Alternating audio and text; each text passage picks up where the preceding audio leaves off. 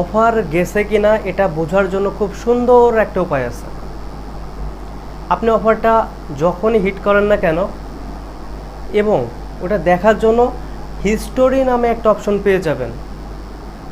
অ্যাপসের মাঝামাঝি পর্যায়ে আপনি হিস্টোরি নামক অপশনটা আছে, ওই জায়গা থেকে ওই অপশনটার উপরে ক্লিক করে ভিতরে ঢুকে যাবেন।